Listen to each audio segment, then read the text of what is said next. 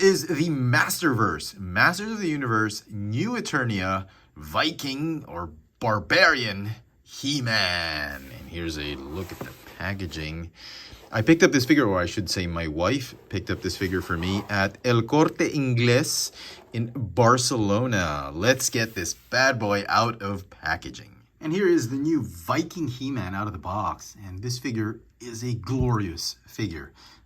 When you see the promo pics of this figure on pre-orders and all that, you're going to think it's, I mean, it looks like a corny figure that you wouldn't think too much about it, wouldn't even give it a second look. But when you get him out of the box, man, this figure turned out great.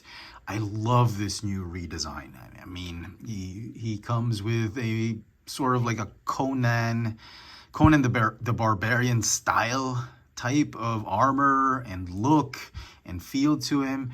I mean, I'm loving it. I'm loving this not modern, but a reimagining of He-Man. He's got some impressive details. The weapons have been remolded and recast in better colors. It's got two amazing head sculpts. And really, it is an amazing figure once you get it actually up close and in hand. Let's take a closer look at the details of this new Viking He-Man. From the tip of his helmet to his toes, the figure stands at about 19 centimeters tall, or about 7.5 inches tall. For comparisons here, he is with the 40th anniversary Masters of the Universe He-Man, as well as the new Barbarian or Viking Skeletor that came in the same wave as he did. And, well, you can see clearly that it's a smaller figure than the 40th anniversary He-Man. The chest is smaller, the abs are, a little bit smaller. Even the arms, legs, they've been recast into a smaller figure. If we remove the helmet, without the helmet, you can see that he is about 2 millimeters shorter than the original 40th anniversary He-Man. It's really a smaller figure, but that's not to say it's a bad figure. The proportions actually look better. He doesn't look too hulkish as this one. This was cartoon He-Man. Obviously, it has to be like this. But if they do decide to do a live-action He-Man and they decide to reimagine the characters, I'm actually completely okay if they did Skeletor and He-Man this way, because it looks fantastic. I love this new realistic sculpt. Even the loincloth, you can see right here, I do prefer this kind of loincloth over the Chewbacca type of fur shag loincloth. The boots have also been recast and remolded. It feels like he's more of a Nordic, Icelandic, from the North Pole. I mean, the boots feel like they're more winter boots than this one.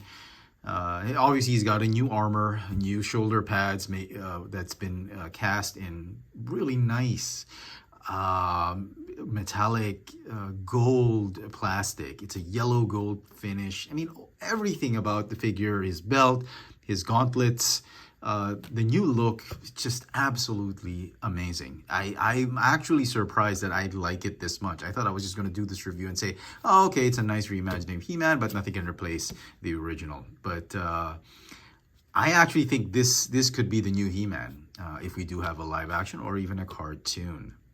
He still has the power sword, but it's done in a different kind of plastic, a darker, glossy metallic silver plastic compared to the original sword. The original sword looks great. It's very cartoon accurate. This one is a little bit more realistic. I do like that glitter, that's really metallic finish to it. And they've actually painted the handle that it feels like it has some leather straps on it. He also comes with the same battle axe, but again, it's molded in a better looking plastic, because the original was just molded in this flat gray plastic. Well, this one, just like the sword, is done in this metallic, sort of metallic glossy plastic, not glossy, but just metallic gray silver plastic. And I think it's a better version of the axe. It's a lot more dynamic looking. This one is just too plain and bland. Instead of a shield, he comes with a dagger that has a molded-in sheath on the side of his right leg, and you can actually remove it and reveal a very cool looking dagger that's again been molded in that same metallic gray plastic, but they painted the hilt in this really nice metallic gold finish. I mean, Mattel's doing everything right with this new He-Man figure, and honestly, I prejudged this figure to be a boring figure, but it's actually pretty cool. Now his straps on his back can house that power sword if you want to. Very cool. And again, a reimagined head sculpt. Nothing like the Revelation or the classic animation head sculpt. It's again, it could be movie accurate. If they did a live action He-Man, this could actually work. As far as articulation goes, the neck is on a double ball joint up here, ball joint down there. The torso, it has an ab crunch that allows you to go up and down and to rock it side to side. He's got a waist swivel. No butterfly joints, but the shoulders go in and out, forward and backward. He's got a bicep swivel, double jointed pinless elbows. The wrists can go in and out and swivel. Unfortunately, the sword gripping hand also does the same thing, in and out and swivel. It doesn't have the up and down motion, which was present in the 40th anniversary, which is a shame because that's what you need to make him do by the power of Grayskull. Okay, he's got ball jointed hips. Allow the legs to go in and out, forward and backward. You got thigh swivels, double jointed knees, calf swivel. The ankles can go up and down. The feet go up and down and have the rocker tilt.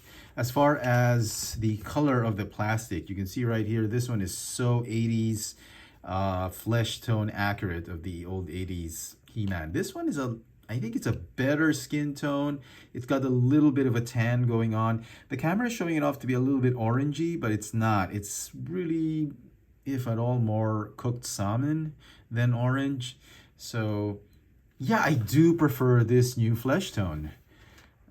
It's a little glossy in the plastic, but I do like it, actually. It just feels more realistic.